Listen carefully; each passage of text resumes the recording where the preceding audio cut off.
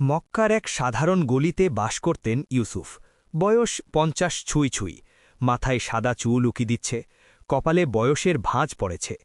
সারা জীবন একটি ছোট্ট দোকান চালিয়েছেন, কাপড়ের দোকান। সকালে দোকান খোলেন, রাতে বন্ধ করেন। এভাবেই কেটে গেছে তার জীবনের ২৫টি বছর। মানুষ হিসেবে ইউসুফ মন্দ ছিলেন না, কাউকে ইচ্ছে করে ঠকাতেন না, কাউকে গালি দিতেন না। পাড়া প্রতিবেশীরা তাকে ভালোই চিনত। কিন্তু একটা জায়গায় ইউসুফের বরাবরই অবহেলা ছিল, সেটা হলো নামাজ। ফজরের আজান দিলে তিনি পাশ ফিরে শুতেন, জোহরের সময় দোকানে ব্যস্ত থাকতেন, আসরের সময় হিসাব মেলাতেন, মাগরিবের সময় বাড়ি ফেরার তাড়া থাকত, এশার পর ঘুমিয়ে পড়তেন। মাঝে মাঝে জুমার নামাজ পড়তেন, সেটুকুই। তার স্ত্রী মরিয়ম বহুবার বলেছেন, এভাবে চলবে না, নামাজ পড়ো। ইউসুফ হাসতেন, বলতেন, আল্লাহ তো রহমানুর রহিম, একটু দেরিতে শুরু করলেও মাফ করবেন, বুড়ো বয়সে পড়ব। মরিয়ম চুপ করে থাকতেন, কিন্তু তার চোখে একটা অবক্ত ভয় থাকত। সেই বুড়ো বয়স আসার আগেই একদিন ইউসুফের বুকে ব্যথা শুরু হলো। প্রথমে তেমন পাত্তা দিলেন না, ভাবলেন গ্যাসের ব্যথা। কিন্তু ব্যথা গেল না, বরং বাড়তে লাগল। এক রাতে বুকের ব্যথা এত তীব্র হল যে তিনি চিৎকার করে উঠলেন। ছেলে সালেহ ছুটে এলো, হাসপাতালে নিয়ে গেল। ডাক্তার মুখ গম্ভীর করে বললেন, হার্ট অ্যাটাক। ৩ দিন হাসপাতালে, ৩ দিন শুয়ে শুয়ে ইউসুফ ভাবলেন। জীবনের ৫০টা বছরের হিসাব করলেন মনে মনে। কি করেছেন? দোকান করেছেন, টাকা কামিয়েছেন, সংসার চালিয়েছেন, ছেলে মেয়েকে মানুষ করেছেন, কিন্তু আল্লাহর জন্য কি করেছেন? সেই প্রশ্নটা বুকের ব্যথার চেয়েও বেশি কষ্ট দিল। হাসপাতাল থেকে বাড়ি ফিরে ইউসুফ বদলে গেলেন। প্রথম দিন ফজরের আজান শুনে উঠলেন, অজু করলেন, নামাজ পড়লেন। দীর্ঘ ২৫ বছর পর সিজদায় মাথা রাখতেই চোখ দিয়ে পানি পড়তে লাগল।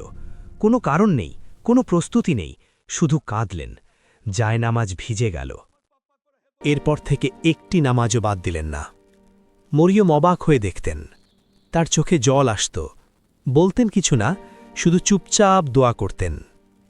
৬ মাস এভাবে কাটল। ইউসুফ সুস্থ হয়ে উঠলেন, দোকানে যেতে লাগলেন।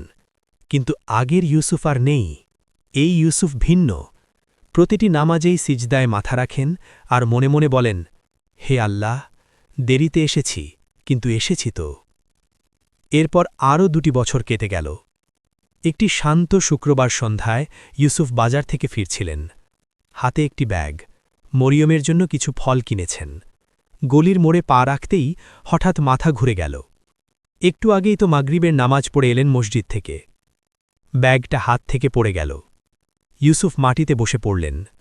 পাড়ার ছেলেরা দৌড়ে এলো, হাসপাতালে নিয়ে গেল। কিন্তু এবার আর ফেরা হল না। সেই রাতেই ইউসুফ চলে গেলেন। মরিয়ম বুক ফাটা কান্না কাঁদলেন। ছেলে সালেহ স্তব্ধ হয়ে বসে রইল। মেয়ে ফাতিমা বারবার বলতে লাগল, আব্বু চলে গেলেন কেন? পরদিন জানাজা হল। অনেক মানুষ এলো। ইউসুফের দোকানের পুরনো খদ্দেররা এলো, পাড়ার মানুষ এলো, মসজিদের মুসল্লিরা এলো।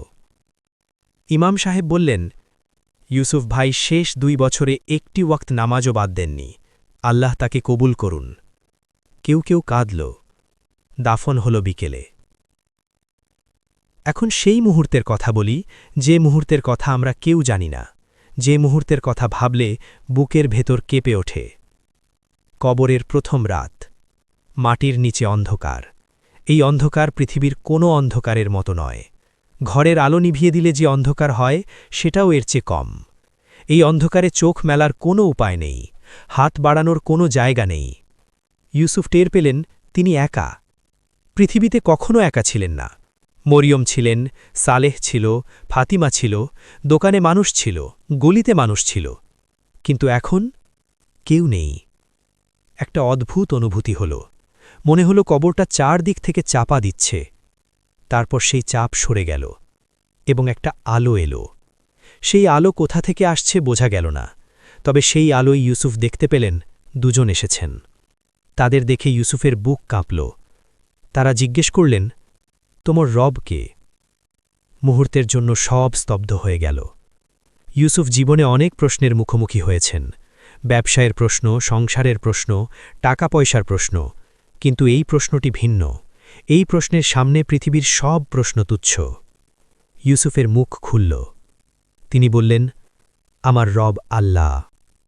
কথাটা বলতে গিয়ে তার মনে পড়ল সেই ফজরের সকালের কথা।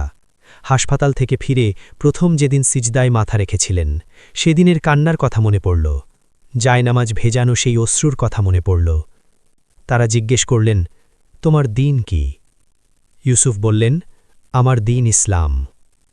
তারা জিজ্ঞেস করলেন, এই যে মানুষটি তোমাদের কাছে পাঠানো হয়েছিলেন, তিনি কে? ইউসুফের চোখে পানি এলো। তিনি বললেন, তিনি আল্লাহর রাসূল মুহাম্মদ সাল্লাল্লাহু আলাইহি ওয়াসাল্লাম।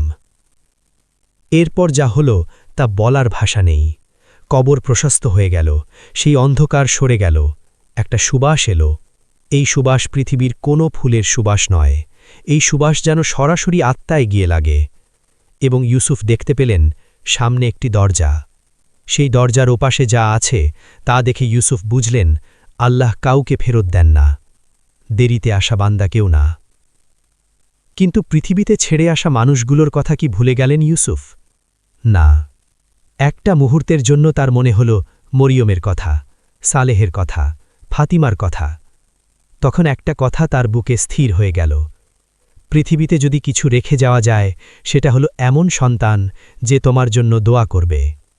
সালেহ কি দোয়া করছে? সেই মুহূর্তে পৃথিবীতে সালেহ তার ঘরে বসে কাঁদছিল। সে কোরআন খুলেছে, বাবার জন্য সূরা ইয়াসিন পড়ছে, কণ্ঠ ভেঙে যাচ্ছে, তবু পড়ছে। মরিয়ম জায়নামাজে বসে হাত তুলেছেন, বলছেন, হে আল্লাহ, আমার স্বামী দেরিতে হলেও ফিরে এসেছিল, তুমি তাকে কবুল করো, তুমি তাকে মাফ করো। ইসলামে বলা হয়েছে মৃত ব্যক্তির আমল বন্ধ হয়ে যায়, কিন্তু তিনটি জিনিস বন্ধ হয় না: সাদকায়ে জারিয়া, উপকারী ইলম এবং নেক সন্তানের দোয়া। সালেহের সেই দোয়া সেই রাতে আসমানে পৌঁছে গেল। ইউসুফের গল্প এখানেই শেষ নয়, কারণ কবর হল একটি যাত্রার প্রথম ধাপ মাত্র, সামনে আরও অনেক পথ। কিন্তু যে মানুষ দেরিতে হলেও আল্লাহর দিকে ফিরে আসে, যে মানুষ কান্না ভেজা সিজদায় তওবা করে, যে মানুষ শেষ 2 বছরে একটি নামাজও না ছেড়ে চলে যায়, সেই মানুষের জন্য কবরের প্রথম রাত অন্ধকার হয় না। হে আল্লাহ, আমাদের সবাইকে এমন মৃত্যু দাও যে মৃত্যুতে কালেমা মুখে থাকে। কবরকে আমাদের জন্য শান্তির জায়গা করো, এবং আমাদের সন্তানদের এমন করো যারা আমাদের জন্য দোয়া করতে ভুলবে না। আমিন।